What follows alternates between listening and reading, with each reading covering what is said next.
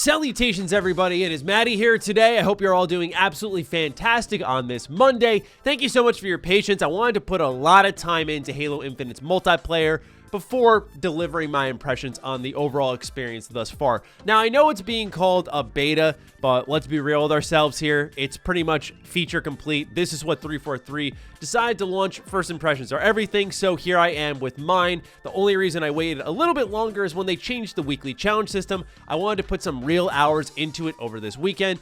I did so, and now I'm excited to talk about everything revolving around Halo Infinite's multiplayer. I'm excited to hear your thoughts, so be sure to sound off in the comments down below.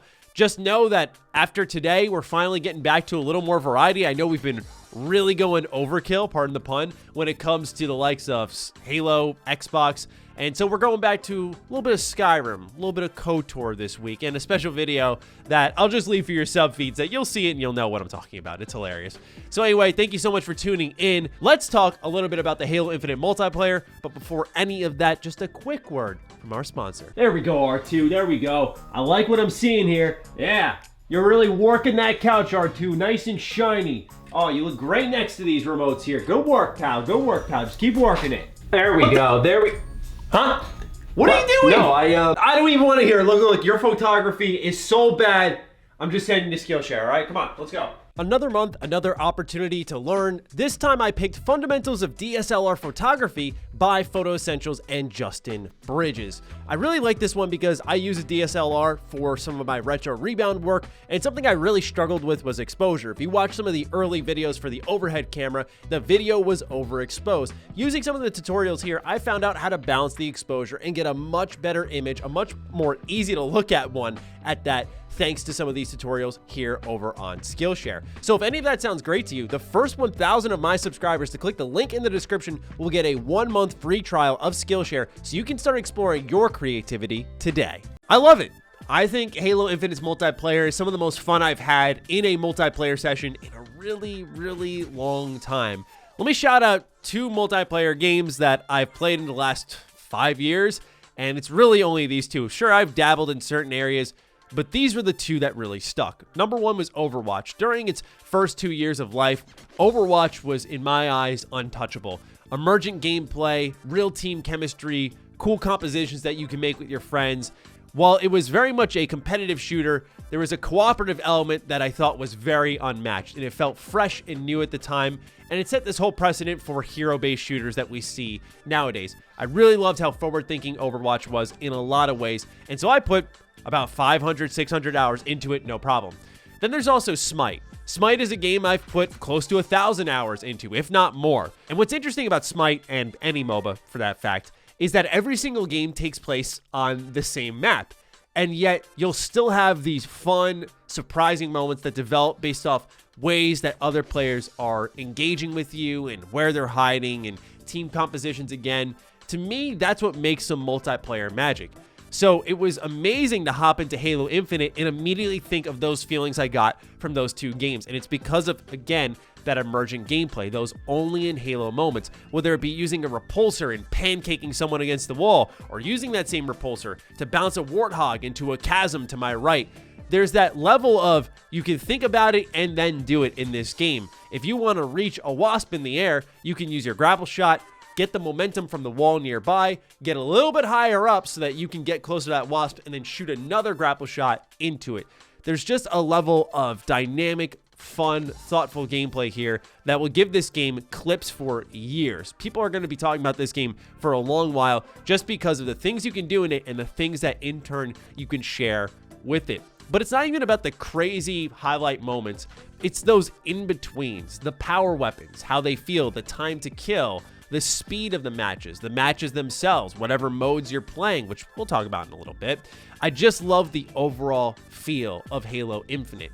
It is one of the better feeling first-person shooters I've played, especially in a long, long while. I think it's the time to kill for me. I'm such a stickler on that because I've played a lot of competitive Call of Duty in my day, for example, and there are times that you just get melted. What I love about Halo Infinite is every gunfight is an opportunity. You don't just die. Now, of course, there are times where you'll get double teamed, you'll go down a little bit quicker, but that makes sense. You'll get sniped across the map and you'll drop instantly. That makes sense again. it's not like you just immediately die in Halo Infinite, and just having that chance in gunfights is honestly something that's super rare nowadays, because precision is rewarded in this game. Someone could get first shot on me, but if my headshots are clean and I'm getting a perfect, and I got the BR, they're down first. But it also moves into the capability of weapons that we've known and kind of forgotten about, like the AR and the pistol. These are great starter weapons for basic matches that actually have their uses, where if you're at close range, the AR might actually be better than the BR. In fact, most times it is. And I don't think we've really seen a Halo game do that ever, at least in my memory. And so that was nice to see that even the fundamentals, the basics, were done well. So when you expanded to things like the Heat Wave, the Mangler, each gun had their own personality. Like the Mangler has this drop to its shot, so you have to aim a little bit, but it's a 3-shot kill if you land those headshots. You got the knife on the end, so you can shoot melee, they're done. The Skewer being this substitution for the Spartan Laser, where now you don't have this really easy to use busted weapon that, granted, it had to charge up, but you just had to aim in someone's vicinity and they were dead. You had to aim at a vehicle and they were dead. The Skewer is a great substitution that packs a lot of punch in it, and it can be used as a sniper, an anti-aircraft weapon. I mean, there's so much flexibility in almost all of these pickups that there's use for things in every scenario, and that takes a lot of thought on the design front. That doesn't even tap into the maps, which for the most part are pretty open-ended and can be traversed in a multitude of ways. Now, I have some I don't like as much. For example, Aquarius just absolutely reeks of this is a competitive map. You get CTF on Aquarius, you already know you're in for a sweat match. Hell, I think any match on Aquarius is pretty sweaty. And that can tap into the issues with skill-based matchmaking that people have for the likes of quick play. I think that can be a little bit annoying. But at its core, Halo Infinite on a gameplay front is really sound. From its gunplay to its maps to its pickups, it's just an absolute ton of fun to play. But it's not really a lot of fun to progress, as we've talked about a lot here on this channel and in podcasts. Halo Infinite's progression system has been beaten to death at this point in time. There's really not much that hasn't been said about it, so I'll keep this one light. They need to rework it, and they need to do it fast, because it matters a lot to the player base. It matters to me personally, someone who spent $10 on the premium battle pass.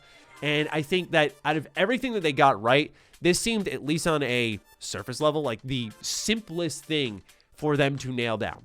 Like, it is the progression system, which you could look at any others out there and say, like, 1-to-1, we're going to do what even Call of Duty did. There's a reason that so many progression systems function the same, and it's because it's a system that's not broken and it doesn't need to be rethought, which is what Infinite tried to do here, and they failed at it. So now they're stuck in this hole with this challenge system, where the new adjustments to weekly challenges, and those are much easier now. That's nice to see, but it's a band-aid effectively. There's still the issue with daily challenges, which is just getting 50 little shitty points of experience for completing a match. There's no rewards for winning. There's no rewards for the amount of objectives you capture. There's no rewards for the amount of kills you get. All these little things could just add up, so maybe you're getting like 250, 300 points per match. And I get the idea that slow and steady, right? We have till May to complete this first battle pass. That's great and all. And I like that 343 is not actively engaging in FOMO, but in a way they are, because the system itself and the amount of time I have to complete it does allow me to take my time with it. But the mechanics within it, like progressing via the challenges, does not respect my time. If I'm short on time and I need to complete 3 stronghold matches, I want to play 3 stronghold matches. I don't want to open up a playlist and play Oddball, Slayer. I just want to play strongholds. That's one of the issues that really connects. Is yes, the playlist issue is on its own. We could talk about that. But I feel like you're mixing an ugly-ass crowd together when you have the challenges, which people are throwing matches for, right? Because some of them are still really weird and obscure. Yes, the challenges are much easier compared to what they launched with, but you got people who are still throwing, and hey, guilty as charged. I've thrown a couple too, because you want to progress. Do I go get that objective over there? Do I grab the oddball? Or do I go and get the sniper rifle over there and get my 5th kill? Yeah, I'm going to get the sniper rifle. People in multiplayer are inherently selfish. You're not going to play the objective. You're going to complete the challenge. And when you mix that with a playlist that people don't want to play, like, oh, I want to play Stronghold, so I'm going to fire up Quick Play. And you get Oddball twice in a row. Then you get Slayer. It's like, I just wanted to play Strongholds. So you get people who are just defiantly not playing the objective And I see a lot of people online complaining, why aren't players playing the objective? They do not know how to. Some actually don't. But for the most part, it's a lot of people who just don't want to be playing the mode in general. So I feel like those issues really cross over a lot more than what's been given credit for. And I hope that they fix that super quick. Like, yes, the progression's bad, but I think some playlist options would alleviate that. One little surprise that I don't see many people talking about, maybe because it was expected. I certainly didn't. I thought it'd be a part of the base game. But the fact that there's like 100 plus achievements for this multiplayer, it's just kind of nice. I like to get achievements. I like trophies more, but I still like to get achievements. I think they're fun. I'm starting to get my love for them back a little bit. But again, until they do something like the Platinum Trophy, I probably won't be as in love with achievements as I once was in, say, middle school. But it was really cool just to see that there and to see them popping as I'm doing cool things in matches, like repulsing back a grenade and getting a kill with it. So there's a lot of flexibility here. There's a lot of cool features here, but there's a lot that is still rough around the edges, unfortunately. And I know a lot of people use the word beta to defend this game. It's a couple of weeks from launch. Let's be real with ourselves. This is, and 343 has said this themselves, but I could say it even if they didn't. This is pretty much the final product. Yes, there's some fine tuning. Yes, there are some playlist options that I imagine can be worked out by launch, but all in all, this is it. I think we do need to take a look at the development timeline. We're talking about Halo 5, which came out in 2015, and I know Halo Infinite had a really rough development cycle, but again, it does not excuse the fact that 6 years later, we have a decent amount of content, but I know for a lot of people, the mode variety, the map count, for some it's already getting stale.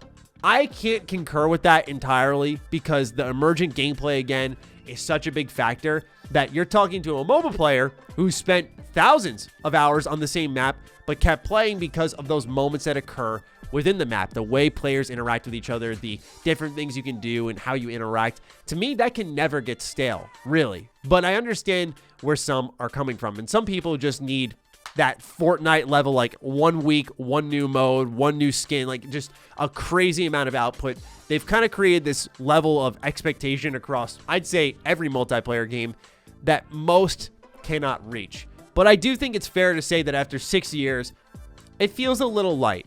I don't know how we don't have playlist options to select specific modes in this game. I think maybe they wanted to see, like, will people actually try that, whatever it's called, the Power Seed mode, which I don't like, personally. I know some people do, but I don't. And will they try it if they don't get tossed into the Big Team Battle playlist, which has all these modes? I get it, and I like that 343 is experimenting, right? Like, I think it's cool that they tried this new mode, but there's some that just don't click with people, and forcing them into it is a surefire way to drive them away.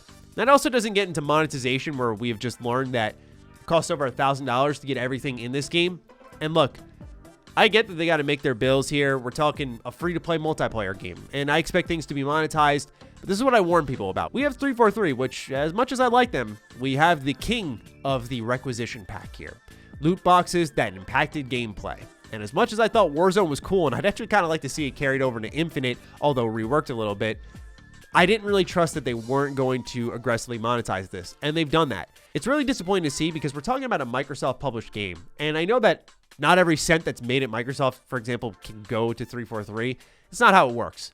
But that company in general is not hungry for cash, and they don't need to be reaching this hard. So there's, again, some stuff that really needs to be reworked, and what's frustrating is it's caused enough of a headache where I'm still picking it up, I'm still playing it, still having a blast, and that's really what matters. But I do wonder at times, man, if I could have paid like 20 bucks for this. I love that there's a low barrier for entry and like all the boys and girls can get on. We can all play together. We can all hop into matches. Your friends list is just loaded with people playing. Of course, Halo Infinite. It's awesome. It's like that social gathering that we saw back with Halo 3. Like, it's incredible. But part of me says that, wow, a lot of these headaches would have definitely been removed if they knew they were going to get money on entry. And again, it does bring up this mindset I've had for a while, and I just can't shake it off, so I continue to share it, which is free-to-play has worked for us in a manner of speaking, but I feel like we're really looking at what worked for the Halo brand and 343 more than what's working for us. We got a weak progression system, and I think if people paid for what was here, we'd also be talking about the amount of content that's there. Since it's free, completely different story. I get that we're talking about hypotheticals at this point, but I'm just taking a outside look at everything. I think we got to be realistic that it's really good.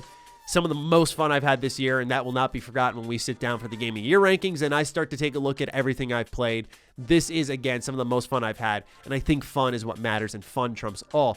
But that doesn't mean that we erase every problem that's there, and I do wonder about ways we could evade those problems, and maybe paying for it could have been one of them. I don't know. I get that's not ideal, and we've made our bed, so now we're going to lie in it, and that's fine. I'm just thinking that now that 343's got the answers, it's about how quickly they respond to things. Stuff like them saying, hey, we're going to fix things in future seasons with progression. It's like, I don't think if you wait till May 2022 to add a whole separate progression system for just leveling up, a lot of people are going to be gone by then. I don't think Halo Infinite will ever be dead, but a lot of people will walk and find something else to do. So time will tell on that, but I just wanted to share some thoughts here today on Halo Infinite's multiplayer and where I stand with it overall. An absolute blast. Just some real nagging issues on the side. And I've heard that custom games has been kind of broken too, which is unfortunate to hear especially. So I'm looking forward to seeing your thoughts in the comments down below. Please do fire away. Other than that, be sure to follow me on Twitter, follow me on Instagram. Those links are in the description down below. And a big thank you to all the patrons, all the members who continue to support the hell out of the content here. Stay sexy, stay active. I love you all. Peace.